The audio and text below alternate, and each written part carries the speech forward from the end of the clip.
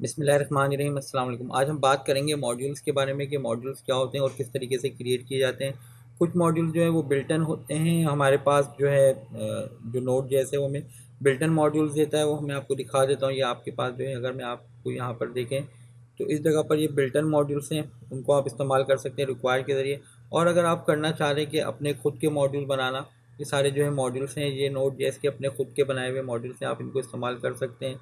ठीक है, तो हम स्टार्ट करते हैं आज की क्लास, जिसमें हम सबसे पहले काम ये करेंगे कि अपना जो है मॉड्यूल जो है वो खुद बनाएंगे। मॉड्यूल बनाने के लिए कुछ भी नहीं करना, सिर्फ एक फ़ाइल आपने क्रिएट करनी है। फाइल 1.js के नाम से मैं इसको दे देता हूँ, उसका नाम। ओके, और इसमें जो है फॉर एग्जांपल मैं कुछ भी नहीं रख रहा हूँ। ओके, कुछ भी नहीं है। और यहाँ पर मुझे क्या करना है, वो सिर्फ एक वेरिएबल बना देना है। और वेरिएबल जो है लेट के नाम से बनाया, लेट str1 का नाम दे दिया इसका मैंने, str1। और इसके अंदर मैंने लिख दिया हेलो IHI। बस ये है यहाँ पर इस वेरिएबल के अंदर। और यहाँ पर मैं एक काम करता हूँ कि मैं कहता हूँ कि मॉड्यूल डॉट एक्सपोर्ट्स डॉट, तो अब मैं इस जगह पर डॉट करके जो है वो नाम दूंगा जो मुझे कॉल करना हो किसी भी जगह पर, किसी भी क्लास के अंदर।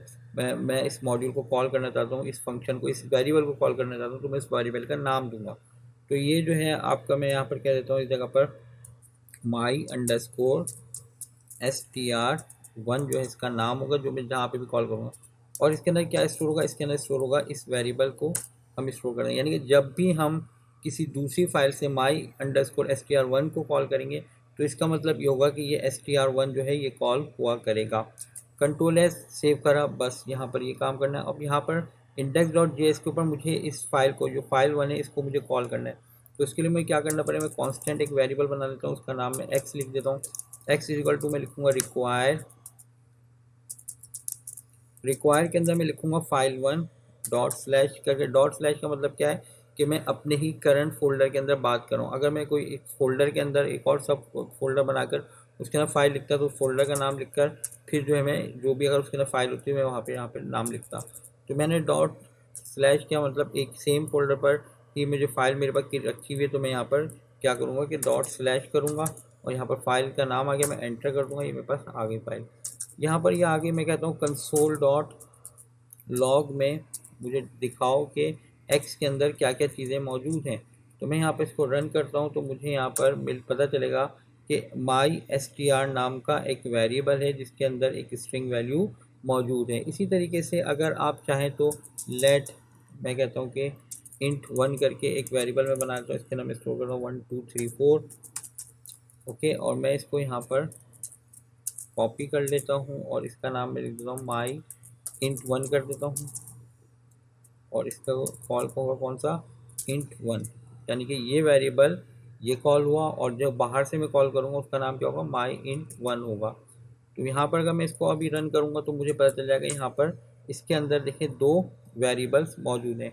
कॉल करने का तरीका क्या होता है, कॉल करने का तरीका सिंपल इसी तरीके से, अगर मैं लिखता हूँ कंसोल, इसके नीचे मैं लिख देता हूँ कंसोल डॉट लॉग, और लॉग के अंदर मैं लिखता हूँ कि मुझे बताओ एक्स डॉट, यानी कि एक्स वेरिएबल कौन सा है, ये फाइल1 का। और इसके अंदर क्या चीज़ मौजूद है, दो वेरिएबल जो पब्लिक मौजूद है वो यहाँ पर मौजूद है। पब्लिक प्राइवेट क्या है कि हमने एक्सपोर्ट किया तो पब्लिक खुद ब खुद ही हो गया। अगर मैं एक्सपोर्ट नहीं करता है किसी भी वेरिएबल को, तो वो आपका इनकैप्सुलेट रहता है, इसी फाइल के अंदर रहता है, हम इसको बाहर कॉल नहीं कर सकते। और यहाँ पर मैं यहाँ पर इस जगह पर my_int1 लिखूँगा तो my_int1 कॉल हो जाएगा। ठीक है, ये इसकी वैल्यू यहाँ पर कॉल हो गई। अगर मैं इसको यहाँ पर लिखूँ कंसोल डॉट लॉग में my_str1, तो जो इसकी वैल्यू होगी वो यहाँ पर कॉल हो जाएगी। आप अपनी जो फाइल है इसके अंदर ना सिर्फ वेरिएबल को एक्सपोर्ट करा सकते हैं, बल्कि आप फंक्शन को भी एक्सपोर्ट करा सकते हैं। मैं आपको बताता जैसे my_int2 लिख लेता हूँ इज इक्वल टू, यहाँ पर लिख रहा हूँ 5 6 7 8, ये इस वेरिएबल की वैल्यू है। ओके, तो अब मैं यहाँ पर इसको यहाँ पर इधर आके रन करूँगा, तो मुझे इस जगह पर मैंने रन किया इसको, एक मिनट, वेरिएबल जो है ये सेम नेम के थे, तो मैं इसको my_int2 कर लेता हूँ, कंट्रोल एस।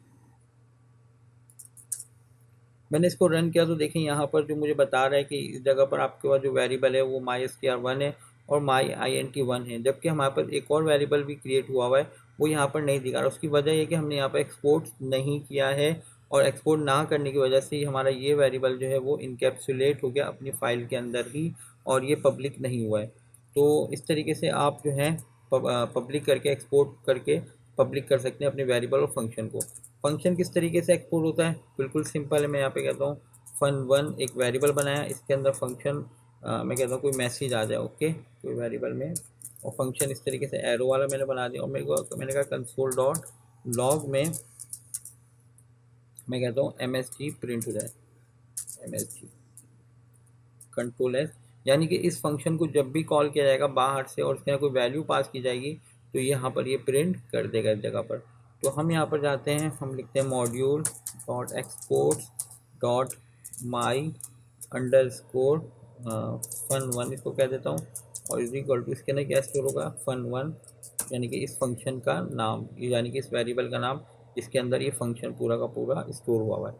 तो जब भी हम इसको बाहर से कॉल करेंगे, हम इसको बाहर से किस तरीके से कॉल कर सकते हैं, मैं इसको यहाँ पर दे देता हूँ एक्स, जो हमारा ये फाइल है इसके अंदर एक्स डॉट, मैं इस जगह पे कह देता हूँ इसका फंक्शन का नाम है माई fun1, और इसके अंदर जो भी मैं मैसेज पास करूँगा, मैसेज में 1 2 3 4 5 6 7 8 9 कंट्रोल एस मैंने किया, तो यहाँ पर मैं इसको यहाँ पर रन करूँगा तो ये वैल्यू लेके चला गया माई fun1 के पास। ठीक है, माई fun1 ने जो है इसको fun1 को कॉल किया, fun1 के पास जाकर ये मैसेज 1 2 3 4 5 6 7 8 9 ये मैसेज के अंदर चला गया, और ये यहाँ पर कंसोल डॉट लॉग में इसको प्रिंट कर दिया। फंक्शन आप लोग पढ़ चुके हैं, आपको बिल्कुल कॉन्सेप्ट होगा फंक्शन किस तरीके से इस्तेमाल होता है।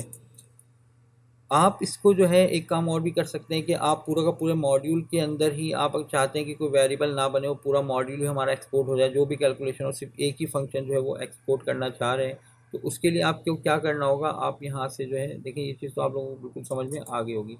मैं इस जगह से पे क्या करता हूँ, मैं इस जगह से सारी चीज़ें हटा देता हूँ, और मैं यहाँ पर सिंपल ही लिख देता हूँ मॉड्यूल डॉट एक्सपोर्ट, और उसके अंदर क्या पास हो इज इक्वल टू, मैंने कोई भी यहाँ पर अलग से वेरिएबल नहीं दिया है या फंक्शन नेम जो है वो नहीं दिया है, मैं यहाँ पे कहता हूँ fun1। ठीक है, बस यहाँ पर मैंने fun1 का नाम लिख दिया। यहाँ पे हमें करना ही होगा, हम यहाँ पे सब जो चीज़ें लिखी हैं इसको मैं कमिट कर देता हूँ, ओके। और मैं इस जगह पर क्या कहूँगा, इस जगह पर सिर्फ और सिर्फ जो मैंने रिक्वायर के ऊपर जो वेरिएबल बना है, हमारा जो मॉड्यूल बना है, उस मॉड्यूल नेम के ज़रिए हम यहाँ पर इसके अंदर जो वैल्यू पास करेंगे तो यहाँ पर ये वैल्यू लेके चला जाएगा कहाँ पर, fun1 के पास, क्योंकि पूरा का पूरा मॉड्यूल जो है वो fun1 के जो है रेफ़र कर रहा है। तो इस जगह पर क्या काम होगा कि यहाँ पर जब मैं इसको पास करूँगा तो ये वैल्यू fun1 के पास लेके जाएगा, और इसने देखें यहाँ पर ये वैल्यू प्रिंट कर दी है। अगर मैं कंसोल डॉट लॉग में जाके बात करता हूँ, कंसोल डॉट लॉग में कि मुझे बताओ कि x क्या चीज़ है, तो मैं कंट्रोल एस करता हूँ।